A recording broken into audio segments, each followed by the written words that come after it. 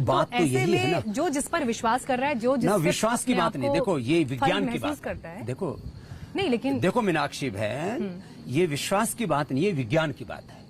और हमारा योग, हमारा आयुर्वेद, हमारी नेचुरोपैथी, हमारी पूरी जो भारतीय जीवन शैली है वो पूरी विज्ञान पर आधारित है। दरअसल क्या हुआ, एलोपैथी में रिसर्च पहले थोड़ा ज्यादा हो गया और अभी भी पूरी दुनिया की सरकारें उसी को सपोर्ट करती हैं, उसी को बजट देती हैं। ये तो हमने अपने बूते पर, इस देश के लोगों के सहयोग पर ये इतना बड़ा योग का, आयुर्वेद का, नेचुरोपैथी का ये इतना बड़ा संस्थान संगठन खड़ा कर दिया। नहीं तो जो है इसकी तरफ ध्यान नहीं था लोगों को। दरअसल ये जो drug mafia, pharma mafia, medical mafia ने, इनके पास दौलत बहुत है, लेकिन इनके पास अभी आपने पिछले दिनों देखा 3 बड़े देश के संस्थानों के बड़े डॉक्टरों ने कहा कि हमारे पास बीमारियों का कंट्रोल है, क्योर नहीं है। क्योर तो हमारे पास 2-3 बीमारियों का है।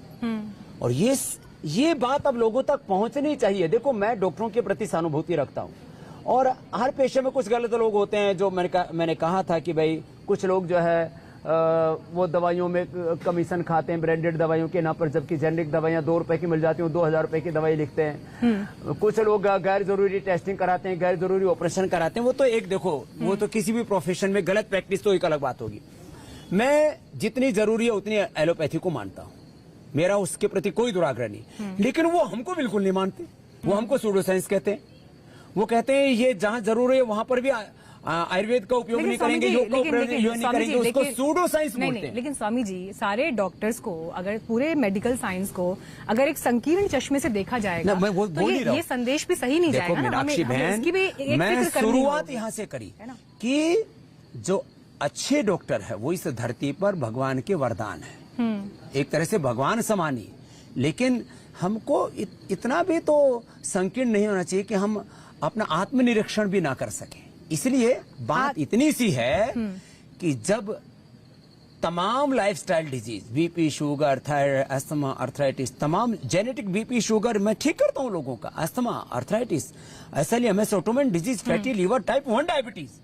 तो मैं ये कह रहा हूं कि जब इतनी चीजें आयुर्वेद में है तो उसको मानते क्यों, उसको सूडो साइंस क्यों कहते हैं? और बोलते हैं हम इंटीग्रेटेड पैथी नहीं, हम उसको मिक्सोपैथी दवाई नहीं चलेगी। स्वामी जी मुझे ये बताइए कि क्या अब ये वक्त आ गया है जहां पर आज आप ये कहते हैं कि योग को जीवन शैली के लिए हिंदुस्तान में अनिवार्य कर देना चाहिए? जीवन शैली के लिए नहीं, मैं तो कहता हूँ शिक्षा में अनिवार्य होना चाहिए, प्राइमरी एजुकेशन से लेकर के और हायर एजुकेशन तक शिक्षा में अनिवार्य होना चाहिए। जैसे सेना, एक दिन योग दिवस मनाने से कुछ नहीं होगा। सेना में, मिलिट्री, पैरा मिलिट्री में, पुलिस में, सब जगह कुछ ने तो अपनी मर्जी से, जैसे बीएसएफ है, सीआरपीएफ है, बहुत जगह जहाँ मैंने खुद लोगों को योग सिखाया, वहां पर कुछ ने अपने आप उसको सम्मिलित कर लिया है। जहां जहां नहीं है, सरकारी इंस्टीट्यूशन में, मैं तो कहता हूँ गैर, अरे लोग स्वस्थ रहेंगे तो कुछ करेंगे ना, चाहे एग्रीकल्चर है, चाहे इंडस्ट्री है, चाहे रिसर्च है, चाहे प्रोडक्शन है, चाहे विधायिका, कार्यपालिका, न्यायपालिका, मीडिया में, मैं तो कहता हूँ सब जगह योग अनिवार्य होना चाहिए। अब एंकर भी यदि बीमार हो गया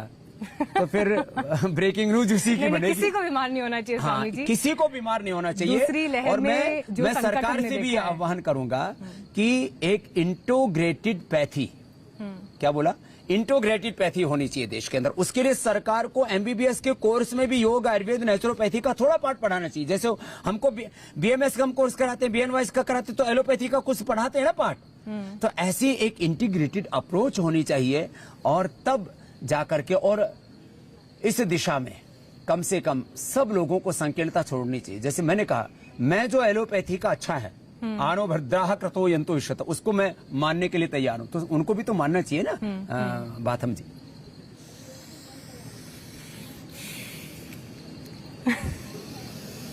स्वामी जी, एक बात मुझे और बताइए, कोरोना को लेकर देखिए, दूसरी लहर का जो ये वक्त था, बड़ी तकलीफ लोगों ने झेली। इसमें घर घर में इमरजेंसीज हुई, लोगों ने अपनों को खोया है, और उससे बड़ी मुश्किल ये आन पड़ी है कि एम्स के डायरेक्टर ये बात कह रहे हैं कि जिस तेजी के साथ लोग सैर सपाटों के लिए बाहर निकल रहे हैं, कोरोना प्रोटोकॉल्स का जो है बाजारों में, भीड़ भाड़ वाले इलाकों में पालन नहीं हो रहा है।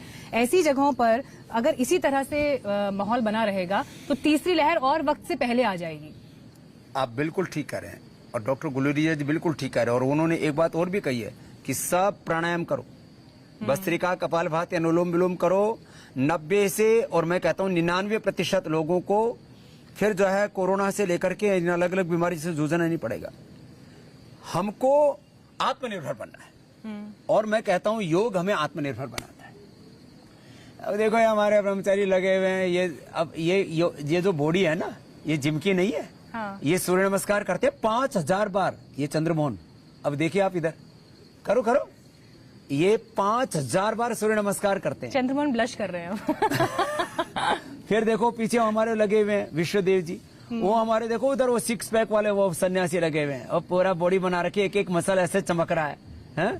तो ये क्या है? योग से बल ना, योगात् परम बलम। योग से बड़ा कोई बल नहीं है, योग से बड़ा कोई धर्म नहीं है। योग आज का युग धर्म है, राष्ट्र धर्म है, मानव धर्म है, सेवा धर्म है। और मैं तो कहता हूँ योग के बल पर ही ये सारा जाति पंथ का बंटवारा, पूरा राजनीतिक तौर पर अलग अलग जो समाज में विभाजन है, योगा फॉर यूनिटी, योग से ही दुनिया बचेगी और जुड़ेगी, और कोई रास्ता नहीं है। योगा फॉर हेल्थ, योग की जो अलग आपने घर घर में जगाई है, आज लोग घरों में अलग से समय निकालते हैं, करते हैं, आपके कार्यक्रम देख के फॉलो कर रहे होते हैं।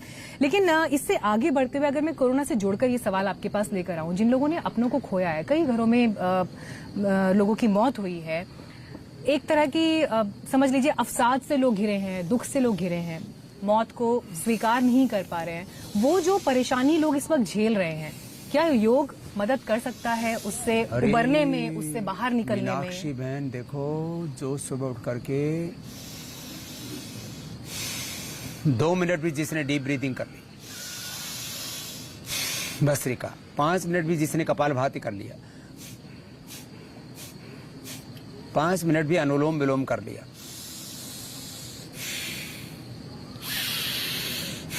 भ्रामरी उद्गीत,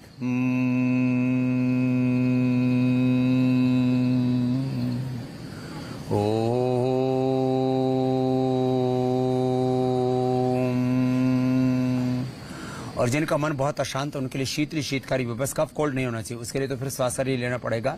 और जिनको बहुत ज्यादा पेन है उनको लिए तो पेडानिल ऑर्थोग्रिप लेना पड़ेगा। और जिनको बहुत ज्यादा एसिडिटी बढ़ी हुई है तो सुबह उठ करके वीट ग्रास, एलोवेरा और लौकी का जूस पी ले, एकदम से ठीक हो जाएगा। लेकिन ये स्ट्रेस के लिए बहुत जबरदस्त है। अनुलोम विलोम, भ्रामरी, फिर शीतली शीतकारी, और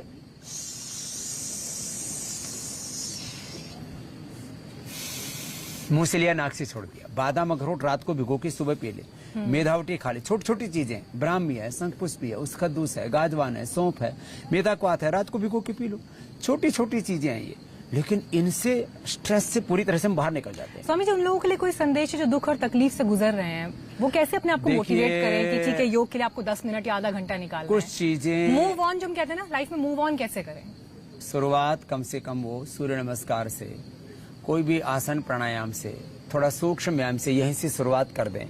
और जो कुछ ऐसी चीजें हो जाती हैं जिंदगी में जो लौट करके नहीं आती, जैसे किसी ने अपनों को खोया है, वो तो लौट के नहीं आने वाले, तो उनकी यादों के भरोसे, उनके किए हुए जो उपकार हैं, उनकी जो आत्मीयता, उनका प्रेम है, उनको अपने हृदय में समेट करके और अपने आप को उभारें कि भगवान का जो भी कुछ था दिया हुआ था और भगवान ने वापस ले लिया, तो मुझे अपने आप को गिराना नहीं है, अपना हौसला खोना नहीं है, मुझे अपने आप को और अपने घर परिवार को खड़ा करना है। उनकी जो हमारे अपने चले गए, उनकी दिवंगत आत्मा को जहां भी उनको शांति मिलेगी, मुझे इस वीरता से, इस शौर्य पराक्रम से, इस हिम्मत से काम लेना है। तो ये कुछ विचार है। देखो, विचार ही सबसे बड़ी ताकत है कि विचार ने मुझे फकीर बनाया। आज जो भी कुछ है, आज एक नरेंद्र मोदी को एक विचार ने तो नरेंद्र मोदी बनाया, अथवा एक चाय वाले का बेटा, आज हमारे अब्दुल कलाम साहब एक मछुआरे का बेटा राष्ट्रपति मिसाइल मैन कैसे बना? एक विचार बनाता। तो वैचारिक तौर पर अपने आप को कभी भी टूटने ना दें और रोज बड़ी बात स्वामी जी आप यहाँ पर कह रहे हैं। एक छोटे से ब्रेक के लिए मुझे रुकना पड़ रहा है, लेकिन योग को लेकर स्वामी जी जो तमाम बातें बता रहे हैं वो ब्रेक के बाद भी जारी रहेगी। योग दिवस से पहले सीधे योग ग्राम निरामयम से आप हमारा एक खास कार्यक्रम देख रहे हैं। फौरन लौट रहे हैं छोटे से ब्रेक के बाद।